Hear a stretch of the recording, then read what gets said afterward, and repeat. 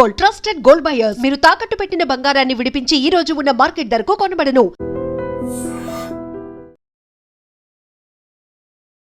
నమస్తే, welcome to I dream inside politics with కవిత.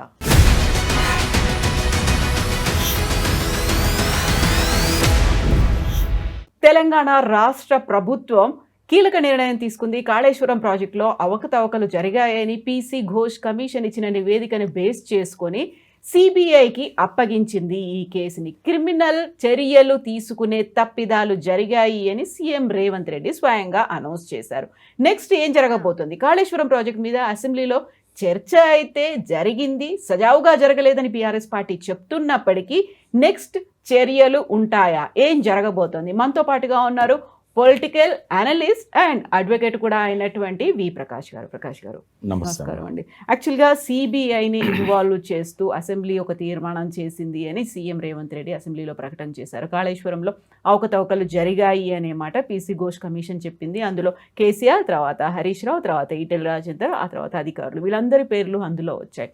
ఏం జరుగుతుంది అనుకుంటున్నారు? నెక్స్ట్ చర్యలంటే ఏం చేస్తారు? అంటే ముఖ్యమంత్రి గారికి ఒక ప్రయోజనం ఉంది దీనిలో.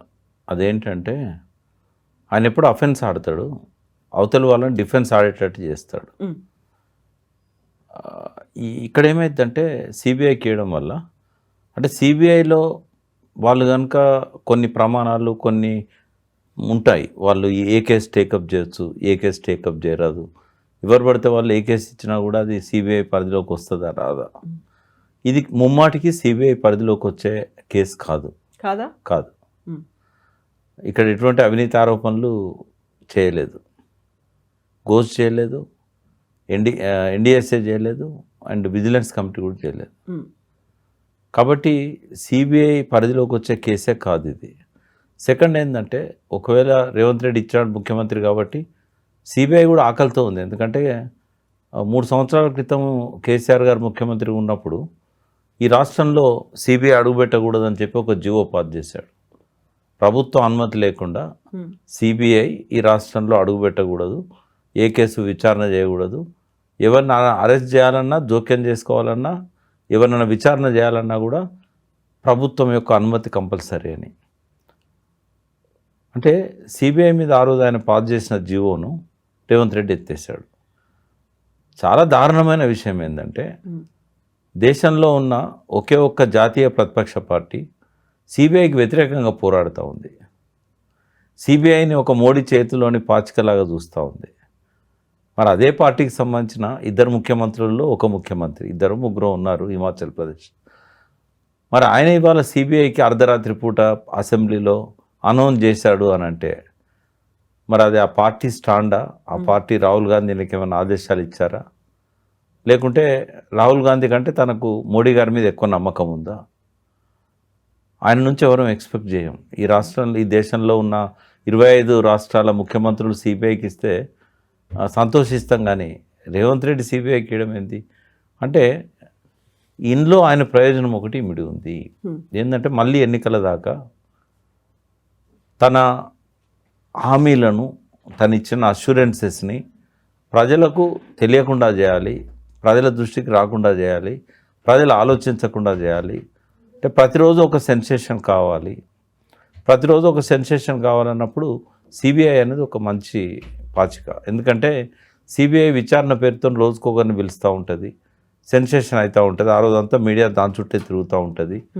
ఓ రోజు వచ్చి పియర్ నెంబర్ 1, ఓ రోజు పియర్ నెంబర్ 2, పియర్ నెంబర్ 85, ఓ రోజు సుందిల్లా, ఓ రోజు మేడిగడ్డలోని అనేక ఇతర కాంపోనెంట్స్, ఆ తర్వాత మిగతా కాళేశ్వరం ప్రాజెక్టు, ఇవన్నీ తిప్పిస్తూ ఉంటాడు వాళ్ళతోని, ఇంజనీర్లు అందరితోని సాక్ష్యాలు ఇప్పిస్తూ ఉంటాడు. ఈ లోపల ఎన్నికలు దగ్గరికి వస్తాయి. ఆయనకు కావాల్సింది ఎగ్జాక్ట్లీ అదే. కేసీఆర్ గారిని ఎన్నికల దాకా దోషిగానే చూపెట్టాలి, కాళేశ్వరం మరకలు తొలగించకుండా చేయాలి. సిబిఐలో ఏం జరగదు, ఇందులో ఆరోపణలే లేవు, అవినీతి ఆరోపణలు. ఆ రోజు నుంచి ఈ రోజు వరకు కాళేశ్వరం కట్టిన కాంచి కూడా మోడీ ప్రభుత్వం కానీ, ఇప్పుడు వచ్చిన రేవంత్ రెడ్డి ప్రభుత్వం కానీ నిర్దిష్టమైన ఆరోపణ చేయలేదు కాళేశ్వరంలో ఫలానా దగ్గర అవినీతి జరిగిందని. ఘోష్ కమిటీ మొత్తం చదివాను నేను, ఎక్కడ కూడా అటువంటి ఆరోపణలు లేవు. తాము సిబిఐ ముందట తాము నేరం చేయలేదని ఏవైతే ఆరోపణలు సిబిఐ రెడీ చేస్తుందో ఛార్జ్షీటు, ఆ ఛార్జ్షీట్లో కూడా ఆధారాలు ఏమి ఉండవు వాళ్ళకు. బట్టగాల్చి మీదేయడమే. కాబట్టి అది నడుస్తూ ఉంటుంది. దాదాపు 7,500 కేసులు సిబిఐ దగ్గర పెండింగ్ ఉన్నాయి. కాబట్టి అందులో ఇదొకటి అవుతుంది. ఈ పత్రికల కోసం సెన్సేషన్ మీడియాను డైవర్ట్ చేయడానికి, ప్రజలు ఆలోచించకుండా చేయడానికి చేస్తున్న డ్రామా తప్ప సిబిఐతో ఏమీ జరగదు. వీళ్ళకు కూడా ఏమీ నష్టం జరగదు. సిబిఐ ఏం చర్యలు తీసుకునేది ఉండదు, జైలు పంపేది ఉండదు, దోషిగా నిర్ధారించేది కూడా ఏముండదు. ఇప్పుడు హైకోర్టు కూడా మధ్యంతర ఉత్తర్వులు అనేది ఇచ్చింది. తదుపరి ఉత్తర్వులు వచ్చే వరకు కేసీఆర్ని కానీ హరీష్ రావుని కానీ అరెస్ట్ చేయొద్దు కాళేశ్వరం ప్రాజెక్టుకి సంబంధించి అనేది. సో ఇప్పుడు సిబిఐకి అప్పగిస్తూ ఒక తీర్మానం చేసింది తర్వాత కేంద్రం సిబిఐకి మళ్ళీ ఆ అనుమతులు ఇవ్వాల్సినటువంటి అవసరం, ఆ ప్రొసీజర్ అనేది ఎట్లా ఉంటుంది అసలు? సిబిఐ రాష్ట్ర ప్రభుత్వం ఇప్పుడు ఆ పాత జియో రద్దు చేసి సిబిఐ విచారణకు అవకాశం ఇచ్చింది. ఇచ్చినప్పుడు ఇక ప్రభుత్వం అనుమతి లేకుండా సిబిఐ ఈ కేసులో ఎవరినైనా అరెస్ట్ చేయొచ్చు. అయితే ఇప్పుడు హైకోర్టు ఇచ్చిన మధ్యంతర ఉత్తర్వుల వల్ల మళ్ళీ తదుపరి ఈ స్టేను వెకేట్ చేసేదాకా సిబిఐ కూడా అరెస్ట్ చేయడానికి లేదు. కాబట్టి కేసీఆర్ గారిని కానీ హరీష్ గారిని కానీ అరెస్ట్ చేసేదైతే ఏముండదు. సో ఇప్పుడు కాళేశ్వరం ప్రాజెక్ట్ అనగానే బోల్డ్ అంతా ఒక ప్రతిష్టాత్మకమైనటువంటి ప్రాజెక్ట్, ఒక మానస పుత్రిక, కన్న కళలను నెరవేర్చేటువంటి ప్రాజెక్ట్, ఇన్ని రకాలుగా చెప్తూ వచ్చినప్పటికీ అంతే స్థాయిలో చర్చ జరిగింది, వివాదాలు ఉన్నాయి, భిన్నాభిప్రాయాలు ఉన్నాయి, కేసులు ఉన్నాయి, వాదనలు, చివరికి కుంగిపోవడం, ఆ తర్వాత దానికి సంబంధించి కమిషన్లు, చర్చలు, చర్యలు ఇవన్నీ ఉంటూనే వచ్చాయి కదా. యాక్చువల్గా కాళేశ్వరంలో అవకతవకలు జరిగాయా లేదా? ఇర్రెగ్యులారిటీస్ అన్నారు. ఇర్రెగ్యులారిటీస్లో పీసీ ఘోష్ కమిషన్లోనే ఇర్రెగ్యులారిటీస్ అనేవి కనిపించాయి అనుకున్నప్పుడు అందులో మొత్తం సమ్మరీ అనేది ఏముంది? ఫర్దర్గా తీసుకోవాల్సినటువంటి చర్యల మీద ఉందా, లేకపోతే ఒక కంక్లూజన్ అనేది ఉందా? కాళేశ్వరం మీద కేంద్ర ప్రభుత్వం ఆధీనంలోని ఎన్డిఎస్ఏ ఎంక్వైరీ చేసింది, రాష్ట్ర ప్రభుత్వం ఆధీనంలోని విజిలెన్స్ కమిషన్ ఎంక్వైరీ చేసింది, తర్వాత రిటైర్డ్ సుప్రీంకోర్టు జడ్జిగా ఉన్న పీసీ ఘోష్ విచారణ చేశారు. ఈ ముగ్గురు విచారణ రిపోర్ట్స్ మనం చూసినట్టయితే ఎక్కడ కూడా ఇర్రెగ్యులారిటీస్ వేరు, కరప్షన్ వేరు. ఇర్రెగ్యులారిటీస్ మీద మాట్లాడారు, కన్స్ట్రక్షన్ డిఫెక్ట్స్ మీద మాట్లాడారు, డిజైన్ లోపం మీద మాట్లాడారు, కానీ ఎక్కడ కూడా అవినీతి గురించి నిర్ధారించలేదు. లేనప్పుడు అసలు సిబిఐకి ఏమి ఇవ్వాలి? వీళ్ళు అవినీతి జరిగిందని అన్న ఈ 3 రిపోర్ట్లలో ఎక్కడ కూడా అవినీతి అనేది లేదు. ఇదివరకు ఎక్కడ కూడా ఎఫ్ఐఆర్లు నమోదు కాలేదు అవినీతి మీద. ఇప్పుడు రాష్ట్ర ప్రభుత్వము సమర్థత మీద నేను ఒక ప్రశ్న అడుగుతా. మీ చేతిలో సిఐడి ఉంది, మీ చేతిలో ఏసీబీ ఉంది. ఈ 3 కమిషన్లు కూడా ఎక్కడ అవినీతి జరిగిందని చెప్పనప్పుడు అవినీతి లేదని అనుకోవాలి. ఒకవేళ ఏమన్నా ఉన్నదని మీకు అనుమానం ఉంటే ఏసీబీకి ఇవ్వాలి, లేకుంటే సిఐడికి ఇవ్వాలి. ఏమీ లేని కాడ సిబిఐ అవసరమైంది. ఒకవేళ సిబిఐ ఇర్రెగ్యులారిటీస్ మీద ఎంక్వైరీ చేయాలనుకో, దానికి సిబిఐ కరెక్ట్ ఫోరం కాదు. సిబిఐలో ఎవరు ఆరితేరిన ఇంజనీర్లు ఉండరు. ఇర్రెగ్యులారిటీస్ మీద డిజైన్ల లోపం కావచ్చు, కన్స్ట్రక్షన్ల లోపం కావచ్చు, ఇట్లాంటివి ఉన్నప్పుడు ఏంటంటే ఇంజనీరింగ్ నిపుణులు ఉంటారు, వాళ్ళతో కమిటీ వేయాలి, ఆ కమిటీ తేల్చాలి, కావాలంటే క్యాబినెట్ సబ్ కమిటీ వేయాలి. చాలా ఆశ్చర్యకరమైన విషయం మీ ముందు చెప్తాను నేను. లోపల మంత్రులందరితో మాట్లాడింది రేవంత్ రెడ్డి గారు, వారు బయటకు వచ్చి వాళ్ళు అసంతృప్తి వ్యక్తం చేశారు. హౌస్ కమిటీ ఇస్తానని చెప్పేసి డైరెక్ట్గా సభలో సిబిఐకి ఇస్తున్నా అని చెప్పేశాడు. అంటే కలెక్టివ్గా పనిచేయట్లేదు క్యాబినెట్, ముఖ్యమంత్రి డామినేట్ చేస్తున్నాడు. లోపల అనుకున్నది ఒకటి, బయటకు వచ్చి ప్రకటించింది ఒకటి. కాళేశ్వరం ప్రాజెక్టుకి సంబంధించి కట్టిందేమో తెలంగాణ రాష్ట్ర ప్రయోజనాలు, లేకుంటే 1 కోటి ఎకరాలకు మాగాణి అనుకున్నప్పుడు ఇప్పుడు దాని స్టెబిలిటీ మీదే ఒక క్వశ్చన్స్ అనేవి ఉన్నాయి, అనుమానాలు, సందేహాలు, ఇవన్నీ ఏం లేదా? మేడిగడ్డ కుంగిపోయింది అంటే అది ఇంకా పనికిరాదు, ఎందుకంటే స్ట్రక్చరల్ స్టెబిలిటీ లేదు, దాన్ని తీసుకోవాల్సిన పర్మిషన్లు లేవు, ఇవన్నీ అన్నప్పుడు ఇన్ని వర్షాలు పడ్డాయి కాబట్టి ప్రస్తుతం మేడిగడ్డ కావచ్చు, అన్నారం, సుందిలా, ఓవరాల్గా కాళేశ్వరం ప్రాజెక్ట్ ఏ కండిషన్లో ఉంది? ఫస్ట్ మేడిగడ్డ పనికిరాదు అని ముఖ్యమంత్రి అంటున్నాడు, ఉత్తమ్ కుమార్ రెడ్డి అంటున్నాడు. ఎవరన్నా వీళ్ళకి చెప్పారా మేడిగడ్డ పనికిరాదని? ఫస్ట్ ఇక్కడున్న ఈఎన్సీ చెప్పాడా? మేడిగడ్డ మీద ఉన్న చీఫ్ ఇంజనీర్ చెప్పాడా? సూపరింటెండింగ్ ఇంజనీర్ చెప్పాడా? డి నుంచి జేఈ దాకా ఎవరైనా చెప్పారా మేడిగడ్డ పనికిరాదని? పోనీ భూపాలపల్లి జిల్లా కలెక్టర్ చెప్పాడా? చుట్టుపక్కల గ్రామాలలో ఉన్న ప్రజలు చెప్పారా? వాళ్ళు వేసిన ఎన్డిఎస్ఏ చెప్పిందా? వాళ్ళు వేసిన విజిలెన్స్ కమిటీ చెప్పిందా? ఆఖరికి వాళ్ళు వేసిన పీసీ ఘోష్ చెప్పాడు మేడిగడ్డ పనికిరాదని. పీసీ ఘోష్ 665 పేజీల రిపోర్ట్లో చివరి పేజీలో చివరి పేరాలో ప్రజల కోసం మేడిగడ్డను సత్వరమే పునర్నిర్మాణం చేయాలి అని చెప్పాడు. నాకు నచ్చిన ఏకైక పేరా అది 665 పేజీలలో. అదొకటే నచ్చింది. ఒకే ఒక్కటి నచ్చింది, ఒక్కటే కాదు, ఒకే ఒక్కటి. తర్వాత విజిలెన్స్ కమిషన్ ఏమన్నా ఇబ్బందులు వస్తే మొత్తం కొట్టుకుపోయే పరిస్థితి ఉంటుంది, దాన్ని వెంటనే మరమ్మతులు చేయండి అని చెప్పింది. ఎన్డిఎస్ఏ కూడా 3 రిపోర్ట్లలో అదే చెప్పింది. ప్రిలిమినరీ రిపోర్టు, తర్వాత ఇచ్చిన ఇంటర్మ్ రిపోర్టు, ఫైనల్ రిపోర్ట్ల. తర్వాత ఘోష్ గారు వచ్చి రాగానే ఒక కమిటీని అపాయింట్ చేయమని చెప్పి ఎన్సీకి చెప్పారు, ఎక్స్పర్ట్ కమిటీ. అది 1 మే 2024 నాడు విజిట్ చేసింది. విజిట్ చేసి వరంగల్ ఎన్ఐటికి సంబంధించిన కామేశ్వరరావు స్వామి ఏదో పేరుంది, ఆయనతో పాటు ఈఎన్సీ మిగతా వాళ్ళు ఉన్నారు. వాళ్ళు ఇచ్చిన రిపోర్టు 1 తారీఖు నాడు ఒక 5-6 గంటలు విజిట్ చేసి రిపోర్ట్ ఇచ్చారు. లేకుంటే పక్క రాష్ట్ర ముఖ్యమంత్రి అపాయింట్ చేసిన ఆదిత్యనాథ్ దాస్ చెప్పాడా? ఎవరు చెప్పారు? ఇప్పుడు ఒక బాధ్యత గల స్థానాలలో ఉన్నవాళ్ళు ఏది పడితే అది మాట్లాడకూడదు.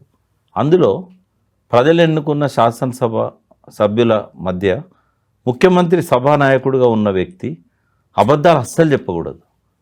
1,00,000 కోట్ల అవినీతి జరిగింది కాళేశ్వరంలో, గంగలో కలిసింది కాళేశ్వరం ప్రాజెక్టు, మేడిగడ్డ పిఆర్ గుంగడం వల్ల 1,00,000 కోట్లు వృధా అయినాయి. ఒక్కసారి కాదు, రేవంత్ రెడ్డి గారు ప్రతి అసెంబ్లీ సెషన్లో ఇదే చెప్పుకుంటూ వచ్చారు. దీన్ని నిరూపించగలుగుతారా? కాళేశ్వరంలో ఒక పియర్ కూలితే ఒక బ్లాక్ మార్చాలి. ఒక పియర్ గుంగినా కూడా ఆ పియరు 2 పియర్స్ అయినా 3 పియర్స్ అయినా ఒక బ్లాక్లో భాగం. ఆ బ్లాక్ పొడుగు 200 మీటర్ల పొడుగు ఉంటుంది, 20 మీటర్ల వెడల్పు ఉంటుంది, 4 మీటర్ల మందం ఉంటుంది. ఆ పియర్లో ఒక్క పియర్ పైన కూడా ఈ 11 పియర్స్ మార్చాలి. దానికైనా ఖర్చు 250 కోట్లు, లేదా బ్లాక్ మొత్తానికి, లేదా 400 కోట్లు అనుకుందాం. అది ప్రజల డబ్బు. ఎల్ఎన్టీ సంస్థ దాన్ని కట్టింది. వాళ్ళు ఏమంటుండ్రంటే, ఇది ఇప్పి మళ్ళీ మేము 7వ బ్లాక్ను పునర్నిర్మాణం చేస్తాం, మాకు ఆదేశాలు ఇవ్వండి. వాళ్ళు 18 నెలల నుంచి ఆదేశాల కోసం వెయిట్ చేస్తున్నారు. డిసెంబర్ 7న ఈయన ముఖ్యమంత్రి అయిన కాడ నుంచి పునర్నిర్మాణం చేయాలని అన్నీ చెప్పినాయి. ఏదో ఒకటి అడ్డం పెట్టి కాలయాపన చేస్తున్నారు. ఇప్పుడు శాశ్వతంగా అంటే ప్రజల డబ్బు అవసరం లేకుండా వాళ్ళు కట్టిస్తామంటే దాన్ని అడ్డం పెట్టుకొని కాళేశ్వరాన్ని కూలేశ్వరం అని, ఇది అక్కర్రాదని, 1,00,000 కోట్లు వృధా అయినాయని, 400 కోట్లు డ్యామేజ్ అయిన దాన్ని, ఎందుకు డ్యామేజ్ అయింది అనేది వేరే సబ్జెక్టు. 1,00,000 కోట్లు ఎట్లా వృధా అవుతాయమ్మా? మేడిగడ్డ లేకపోతే కాళేశ్వరం ప్రాజెక్టు లేదా? మేడిగడ్డ లేకపోతే కాళేశ్వరం ప్రాజెక్టు పనిచేయదా? ఒకవేళ అట్లా పనిచేయదు అనుకున్నప్పుడు మీరు ఇచ్చంపల్లి గ్రీన్ సిగ్నల్ ఎందుకు ఇచ్చారు? ఇదే ప్రభుత్వం మొన్న మధ్య జలసౌదలో ఇదే నెలలో ఆగస్టు నెలలోనే ఎన్డబ్ల్యూడిఏ వాళ్ళ ఆధ్వర్యంలో ఒక టాస్క్ ఫోర్స్ కమిటీ జరిగింది గోదావరి కావేరి అనుసంధానం గురించి. అందులో ఇచ్చంపల్లి గ్రీన్ సిగ్నల్ ఇచ్చారు. ఇచ్చంపల్లి కడితే మేడిగడ్డ శాశ్వతంగా జల సమాధి అవుతుంది. మేడిగడ్డ శాశ్వతంగా జల సమాధి అయితే కాళేశ్వరం పనిచేయదా? ఒకవేళ పనిచేయదు అనుకుంటే మూసీ నదిలకు నీళ్ళు తెస్తానంటున్నావు, ఎక్కడి నుంచి తెస్తావు? గంధమల్లకు శంకుస్థాపన ఫౌండేషన్ స్టోన్ వేసినావు, గంధమల్లి ఎట్లా కడతావు? గంధమల్లకు నీళ్ళు ఎక్కంచి రావాలి. మేడిగడ్డ పియర్ కుంగిపోయిన తర్వాతనే 3 కోట్ల ఎకరాల 3 కోట్ల టన్నుల ధాన్యం ఉత్పత్తి జరిగింది కదా. ఎల్లంపల్లిలో నువ్వు పంపులు తిప్పినావు కదా, మిడ్ మానేర్ నీళ్ళను రంగనాయక సాగర్కు ఎత్తిపోసినావు కదా, మల్లన సాగర్కి ఎత్తిపోసినావు కదా, కొండపోచమ్మకి ఎత్తిపోసినావు కదా. ఇదంతా కాళేశ్వరంలో భాగం కాదా? మేడిగడ్డకు సంబంధం లేకుండా శ్రీరామ్ సాగర్ ఫోర్ షోర్ నుంచి, రిజర్వాయర్ నుంచి మేడిగడ్డ ఆయకట్టులో 18,25,000 ఎకరాల కొత్త ఆయకట్టు ఉంటే 5,90,000 ఎకరాలు అంటే 1/3. మేడిగడ్డకు సంబంధం లేకుండా, దిగువ గోదావరికి సంబంధం లేకుండా, మధ్య గోదావరికి సంబంధం లేకుండా, ఎల్లంపల్లి సొరంగాలకు నీళ్లు పంపకుండా, Gayatri pump house, Nandimedaram pump హౌస్లో పంపులను తిప్పకుండా, బాహుబలి పంపులను తిప్పకుండా నేరుగా 5,90,000 ఎకరాలు శ్రీరామ్ సాగర్ నుంచి నీకు నిర్మల్లో 1,00,000 ఎకరాలు, కామారెడ్డిలో దాదాపు 2.5 లక్షల ఎకరాలు, నిజామాబాద్, ఆదిలాబాద్, ఇదంతా కాళేశ్వరం ప్రాజెక్టులో భాగం. కానీ మేడిగడ్డకు కానీ, బాహుబలి పంపులకు కానీ, ఎల్లంపల్లికి కానీ, మిడ్ మానేర్కి కానీ, రంగనాయక సాగర్కి కానీ, మల్లన్న సాగర్కి కానీ దేనికి సంబంధం లేదు. ఆయనకు బాగా దీంతో ఇమేజ్ వచ్చింది. తెలంగాణ ప్రజలు కూడా అనుభవించారు ఫలితాలను. ఇలా గ్రౌండ్ వాటర్ చేతికి అందే ఎత్తులోకి వచ్చిందంటే కాళేశ్వరం లేకుండా రాలేదు. కాళేశ్వరం నీళ్లను వ్యవసాయానికి ఇవ్వడమే కాదు, వాగుళ్ళల్లో నింపారు, చెక్ డ్యామ్లలో నింపారు. తర్వాత ఎన్నో చెరువులను 3000, 4000 చెరువులను అనుసంధానం చేశారు. డైరెక్ట్ ఇరిగేషన్ వేరు, ఇండైరెక్ట్ ఇరిగేషన్ వేరు. 17 లక్షల ఎకరాలు స్టెబిలైజ్ చేశారు. ఎక్కడి నుంచి నిజాం సాగర్ దగ్గర నుంచి మొదలుపెట్టి అప్పర్ మానేర్ దాకా, శ్రీరామ్ సాగర్ 3 దశలతో పాటుగా ఎన్నడూ నీళ్లు చూడని తుంగతుర్తి సూర్యాపేట జిల్లాకు కూడా, హుజూర్ నగర్ ఉత్తమ్ కుమార్ రెడ్డి నియోజకవర్గానికి కూడా కాళేశ్వరం నీళ్లు పోయినాయి. మహబూబాబాద్ డోర్నగల్ దాకా నీళ్లు పోయినాయి. అంటే ఇవన్నీ వాస్తవాలు. మా భూపాలపల్లిలో మానేరు దాకా, మళ్ళా గోదావరి దాకా నీళ్లు పోయినాయి. ఎన్నడూ ఎన్టీ రామారావు తవ్విన కాలువలు అవి. ఈ రోజు వరకు నీళ్లు చూడలేదు అవి. అంటే ఇవన్నీ ఒక్క పియర్ గుంగంగానే మొత్తం నాశనం అయిపోతాయి. ఈ మాట్లాడే మాటలు ఏంటి, చేసే చేతలు ఏంటి? ఇప్పుడు కాళేశ్వరం ప్రాజెక్టు గురించి చర్చ అనేది, ఆ తర్వాత సిబిఐకి అప్పగింతలు, దీని తర్వాత జరిగినటువంటి పరిణామం కవితని పార్టీ నుంచి సస్పెండ్, ఒకదానికి లింక్ లేకుండా జరిగిపోయినట్టున్నాయి కదా ఈ ఎపిసోడ్లో. అన్నిటికి సంబంధం ఉంది. ఉన్నాయా? ఎందుకంటే హరీష్ రావునే టార్గెట్ చేసి కవిత మొదటి రోజే మాట్లాడాల్సింది. ఆ దయ్యాలని చెప్పినప్పుడే ఇద్దరు దయ్యాలు ఉన్నారన్నది కదా ఆమె. కేసీఆర్ చుట్టూ దయ్యాలు ఉన్నాయి, అదే ఇద్దరు అన్నట్టు గుర్తు నాకు.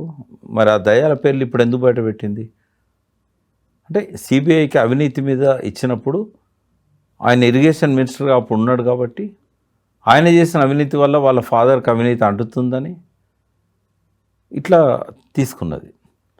అంటే ఆమె నిన్న ఏం చెప్పదలుచుకున్నది? కాళేశ్వరంలో అవినీతి జరిగింది, అవినీతికి పాల్పడ్డది మాత్రం వాళ్ళ తండ్రి కాదు హరీష్ రావు అని. Harish Rao only irrigation minister, decision making కేసీఆర్ది. అంటే ఆమె కాళేశ్వరంలో అవినీతి జరిగిందని చెప్పకనే చెప్తూ ఆ తండ్రి మీదనే బురద జల్లే ప్రయత్నం చేసింది. కాబట్టి కాళేశ్వరానికి సంబంధం లేకుండా కవిత ప్రకటనను ఎట్లా చూస్తాం మనం? ఇంకో మాట కూడా ఉన్నది, అందుకే ఇరిగేషన్ మినిస్టర్గా ఆయనకు రెన్యువల్ చేయలేదు అన్నది. సెకండ్ టర్మ్లో ఇవ్వలేదు. మరి అవినీతి చేసిన హరీష్ రావు ఇరిగేషన్ మినిస్టర్గా పనికిరాకపోతే 2.5 లక్షల కోట్ల ఖజానాను హరీష్ రావుకి ఎట్లా అప్పచెప్పాడు? ఫైనాన్స్ మినిస్టర్ కదా. నిజంగానే అవినీతి పడైతే క్యాబినెట్లకే మళ్ళీ రాడు, వచ్చినా కూడా ఆర్థిక శాఖను అప్పచెప్తారా? ఇరిగేషన్ కంటే గొప్ప శాఖ వైద్య ఆరోగ్య శాఖ. ఇరిగేషన్లో అంత కొడితే 150 ప్రాజెక్టులు లేవు, అంత కొడితే ఒక 5-6 వేల మంది స్టాఫ్ లేరు, జిల్లాకు ఆఫీస్ ఉంటే ఎక్కువ. కానీ ప్రతి మండలంలో ప్రైమరీ హెల్త్ సెంటర్లో అటెండర్ దగ్గర నుంచి డాక్టర్ల దాకా. ఆయనను ఒక ఇంటర్వ్యూలో చూశాను నేను. మీరు ఎన్నోసార్లు మంత్రిగా చాలా శాఖలు డీల్ చేశారు రాజశేఖర రెడ్డి క్యాబినెట్ నుంచి, అత్యంత సంతృప్తినిచ్చిన శాఖ ఏదంటే వైద్య ఆరోగ్య శాఖ అని చెప్పాడు. అంటే కవిత గారు మాట్లాడే మాటలు కరెక్ట్ కాదని చెప్పడానికి, హరీష్ రావు గారి పట్ల అవినీతి ఆరోపణతోనే ఇరిగేషన్ మినిస్టర్గా పక్కకు పెట్టిండు కేసీఆర్ అనడానికి ఇవన్నీ నమ్మశక్యంగా లేవు. సెకండ్ ఏంటంటే, హరీష్ రావు ఇమేజ్ తారాస్థాయికి పోయింది. అసెంబ్లీలో 33 సార్లు ముఖ్యమంత్రి దగ్గర నుంచి కాగజ్నగర్ ఎమ్మెల్యే దాకా గొంతు నొక్కాలని, ఆయనను మాట్లాడనియొద్దని ఎన్నిసార్లు అడ్డం తగిలిందో తెలంగాణ ప్రజలు లైవ్లో చూశారు. దానివల్ల ప్రభుత్వం పరువు పోయింది, మాట్లాడిస్తలేరని చెప్పి. రెండవది, నీళ్ళ గురించి వీళ్ళకి ఏమీ తెలియదు అని చెప్పడానికి, ఏ వాగు వచ్చింది, ఎక్కడ నీళ్ళు ఉన్నాయి, అక్కడ ఎన్ని ఉన్నాయి, ఇక్కడ అన్నీ ఉన్నాయి, అసలు ఎన్ని అమాయక మాటలు మాట్లాడారంటే మనకు సబ్జెక్టు మీద అవగాహన లేనప్పుడు మాట్లాడద్దు.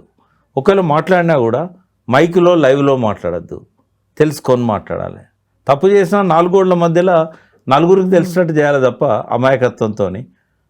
ఓపెన్గా శాసనసభలో అట్లాంటి ప్రశ్నలు వచ్చినాయి. నా మిత్రుడే జూపల్లి కృష్ణారావు గారు, ఆయనకు సబ్జెక్టు మీద అవగాహన లేనందుకు నేనేమీ తప్పు పట్టట్లేదు. ఎందుకంటే ఆయన కృష్ణా బేసిన్ కొల్హాపూర్ సంబంధించిన వ్యక్తి, చాలా మంచి వ్యక్తి. కొన్ని ప్రశ్నలు అడిగాడు ఆయన, వెంటనే హరీష్ రావు గారు తెప్పించి ఇచ్చారు. తుమ్మిడేటి దగ్గర నీళ్ళు ఎన్ని ఉన్నాయో, మేడిగడ్డ దగ్గర కూడా అన్నీ ఉంటాయి కదా, ప్రాణహితే కదా వచ్చేది.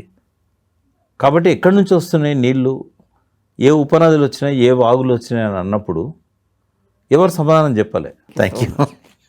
And don't forget to subscribe to iDream. And for more videos, Please subscribe to iDream. Please subscribe to iDream. Please subscribe iDream. And please subscribe to iDream. For more videos, subscribe to iDream.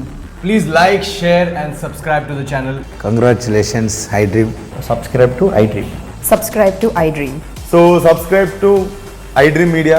iDream ki iDream team andarki huge congratulations. Please subscribe iDream Media. Please subscribe to iDream. Subscribe iDream. Please subscribe to iDream. iDream అంటే నా కళల ఛానల్ను subscribe చేసుకున్న నోరు తిరుగుతలేదు, మీరైతే గంట గుర్తు కొట్టండి. For more such videos, please subscribe to iDream. Subscribe to iDream. Please subscribe to iDream. Please subscribe iDream Media. Please do subscribe to iDream. Please subscribe to iDream Media. For best entertainment and information, please subscribe iDream.